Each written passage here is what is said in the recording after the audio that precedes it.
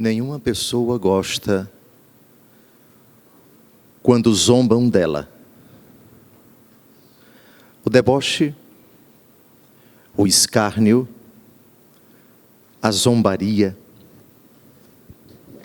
caçoar da gente é algo que nos fere profundamente. Principalmente quando falamos sério, agimos com retidão, levamos a sério o nosso compromisso, a nossa responsabilidade naquilo que afirmamos, naquilo que fazemos. No ano da misericórdia, o tema que vamos refletir nesses poucos minutos é bem atual. Não se deve caçoar da misericórdia de Deus. Sim, Papa Francisco foi muito feliz no ano passado ao convocar o ano da misericórdia, que teve início na solenidade da bem-aventurada Virgem Maria da Conceição, 8 de dezembro. Está em andamento esse ano da misericórdia e se encerrará na solenidade de Cristo Rei desse ano de 2016. Uma feliz iniciativa para refletirmos sobre a grande característica de Deus. Gálatas capítulo 2, versículo 4. Deus é rico em misericórdia. Como diz o salmista da missa de hoje,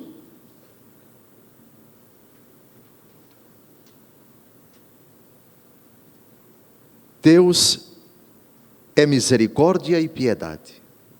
É amor, é paciência, é compaixão. É muito bom para com todos, e sua ternura abraça toda a criatura.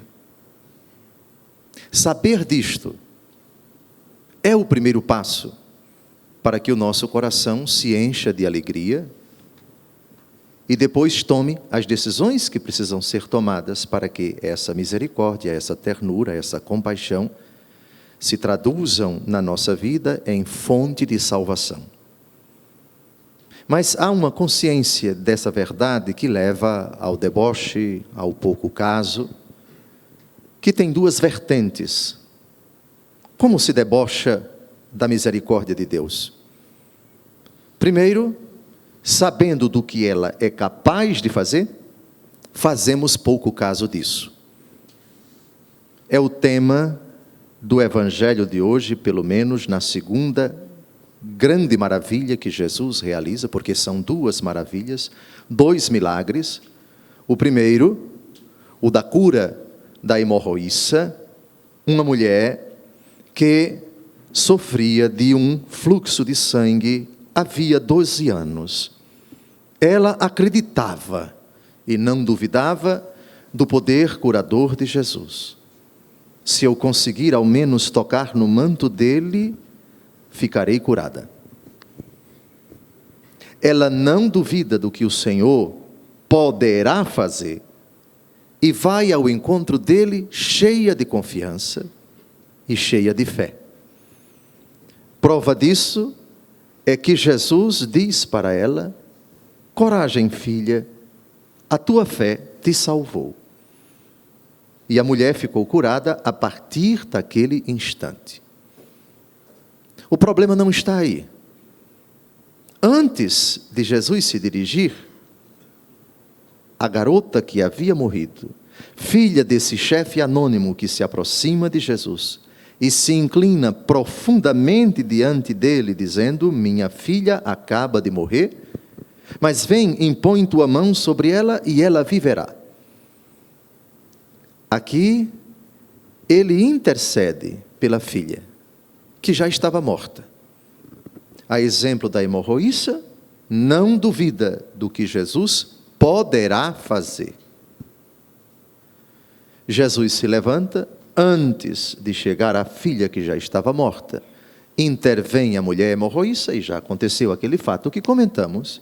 Depois da cura da hemorroíça, Jesus chega à casa desse chefe e diz à multidão toda alvoroçada: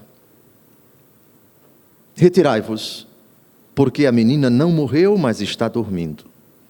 E começaram a caçoar dele. Aqui está o problema. Eles não acreditam no poder ressuscitador de Jesus. Jesus não discute, não contesta, entra no recinto, toma a menina pela mão, ela se levanta e a notícia se espalha por toda aquela região. Caçoar. Neste caso, será que Deus pode realmente realizar a cura? Será que sua palavra realmente é verdadeira? É possível que Deus opere para além das minhas capacidades? Devemos, irmãos, estar atentos para não tentar circunscrever o poder de Deus, a misericórdia de Deus, dentro do nosso raciocínio, da nossa lógica. Eu só aceito a misericórdia de Deus até o dia ou enquanto que essa misericórdia se encaixe na minha lógica, na minha maneira de pensar. A misericórdia de Deus é muito maior do que a nossa razão. Nós, na verdade, não conseguimos abarcar, nem de longe, medir aquilo que São Paulo diz, ó abismo da sabedoria, da ciência de Deus. Qual homem que poderá conceber, medir, quantificar, qualificar o ser e o agir de Deus? Retomo de novo as palavras do Salmo. Eles recordam vosso amor tão grandioso e exaltam, ó Senhor, vossa justiça. E mais, grande é o Senhor, muito digno de louvores, e ninguém pode medir sua grandeza. Melhor seria se diante desse poder inefável o nosso coração se calasse e não caísse na presunção de fazer divagações estúpidas, patéticas, tentando definir, colocar a misericórdia de Deus, o agir bondoso de Deus, dentro da nossa pequena, infeliz, imatura e coitada lógica humana. Vale a pena dirigir uma palavra acerca do rico tema da primeira leitura que nós acabamos de ouvir, extraída do livro do profeta Oséias. Oséias exerceu seu ministério no Reino do Norte, quando Israel não era mais uma nação unificada. Logo com a morte de Salomão, filho do grande rei Davi, aconteceu um cisma em Israel. O herdeiro de Salomão foi Roboão, o seu filho mais velho. Mas o general de Salomão se rebelou, Jeroboão, contra as atitudes intempestivas de Roboão, filho de Salomão, e conseguiu convencer os líderes das 10 tribos de Israel do norte, exceção feita a tribo de Judá do sul, para se separar do reino do sul, cuja capital era Jerusalém. E eles aceitaram. E aconteceu o cisma. Jeroboão então instalou como capital do reino do norte a cidade de Samaria. E para evitar que o povo fosse adorar a Deus no único templo que existia na época, que era o templo de Salomão, em Jerusalém, construiu 2 templos, um em Dan e outro em Betel. Nessa época, estamos no ano 750, mais ou menos antes de Cristo, Oséias exerce o seu ministério no Reino do Norte, que conheceu com Jeroboão um grande progresso econômico, financeiro, político, social. O comércio foi estabelecido com muitas outras nações, sobretudo pela via marítima. E o Reino do Norte conheceu um grande desenvolvimento econômico e social, mas com um preço muito alto.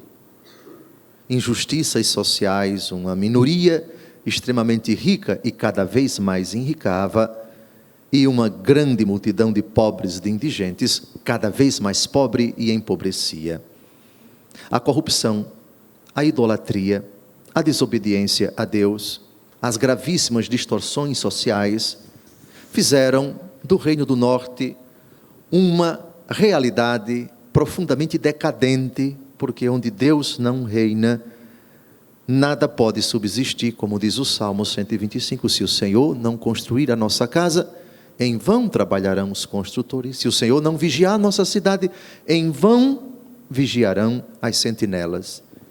E Oséias, enviado por Deus, ele que era um pastor de gado, um plantador de sicômoros, estava lá no seu canto. O Senhor disse: vá e transmita a minha mensagem para eles. A mensagem de Oséias, os 9 capítulos do seu livro, quem lê percebe, ele é bastante contundente, incisivo ao denunciar o pecado do rei, da sua corte, dos sacerdotes e principalmente do povo. E ele já anuncia o castigo de Deus, a desgraça que virá se o reino do norte continuar a ser desobediente a Deus. Mas a mensagem de Oséias é dele, por exemplo, ao denunciar a hipocrisia do culto. Oséias capítulo 6, versículo 6, é a misericórdia que eu quero e não o sacrifício. Citação recordada pelo próprio Jesus Cristo, ele cita literalmente essa frase de Oséias.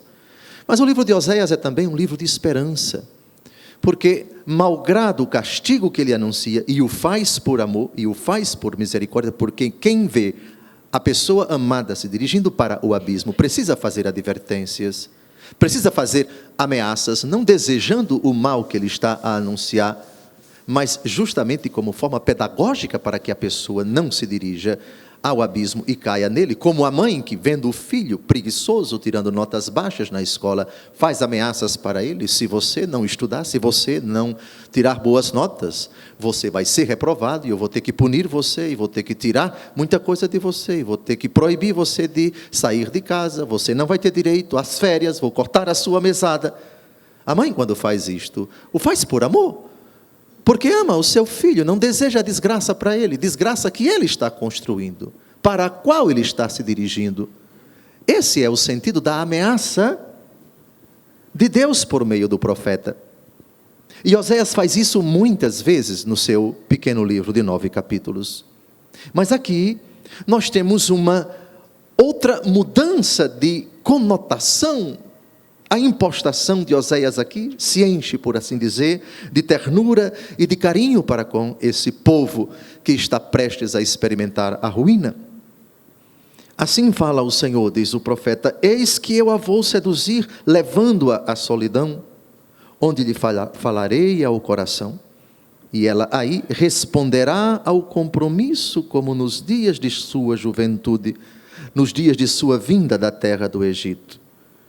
E diz o Senhor, ele está se referindo aqui a Israel, a esposa outrora fiel que agora se prostituiu.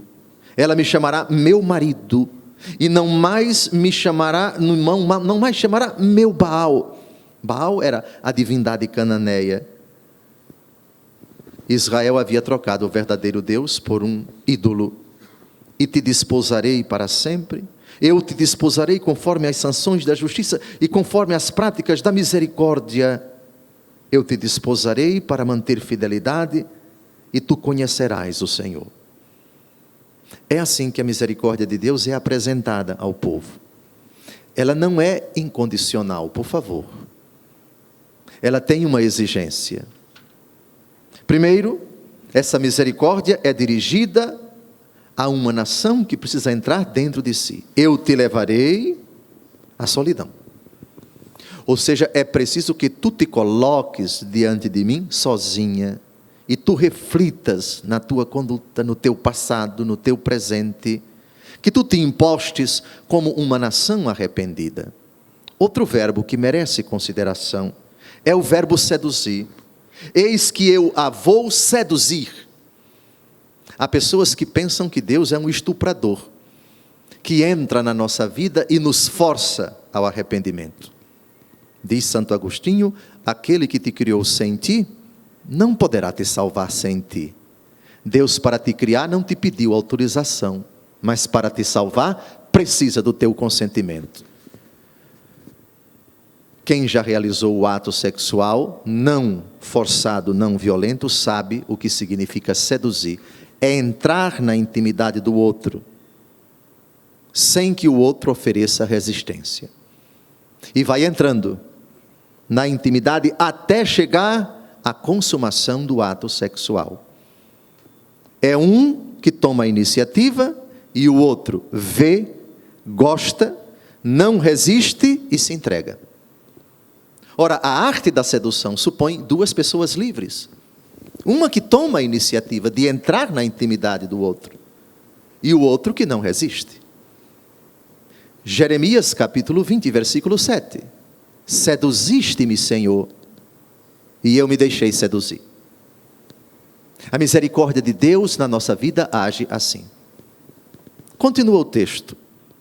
Onde eu lhe falarei ao coração, e aí ela responderá ao compromisso. Veja, essa frase nos faz lembrar que frase de Jesus no Apocalipse, capítulo 3, versículo 20? Eis que estou à porta e bato. Se alguém abrir, entrarei e cearemos juntos. Eu com ele e ele comigo. É assim que a misericórdia de Deus quer agir na nossa vida. Hoje, o Senhor sedutor se dirige a nós por meio da igreja.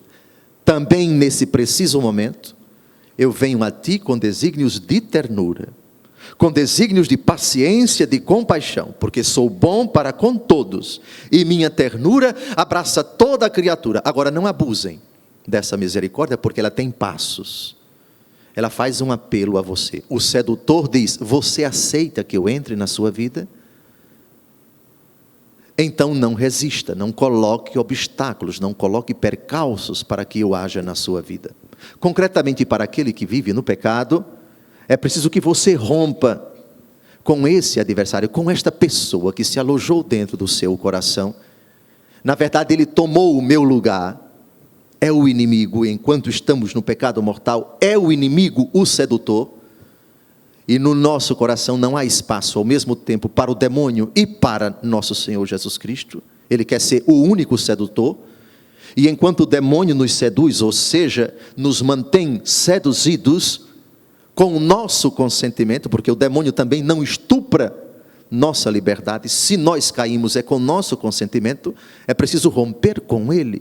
E isso acontece pelo arrependimento sincero, que se segue a reconciliação com Deus. Aí sim, os desígnios de misericórdia se manifestam na nossa vida com o perdão de Deus. É o perdão de Deus a expressão mais bela da misericórdia. Misericórdia que, na verdade, não se traduz na nossa vida concretamente sem que antes este outrora sedutor, ou atual sedutor, seja definitivamente banido da nossa vida. Haja um divórcio do nosso coração com o príncipe das trevas, que é o autor do pecado. Concluo essa homilia exortando todos a pedir a Deus: Senhor, jamais eu quero caçoar da tua misericórdia, debochar dela, abusando dela, fazendo pouco caso dela, ou encontrando na misericórdia um motivo, uma justificativa para continuar a pecar. Sim, Deus é misericordioso, é ternura, sua bondade abraça toda a criatura, logo não tem problema nenhum continuar a pecar, porque Ele vai perdoar mesmo.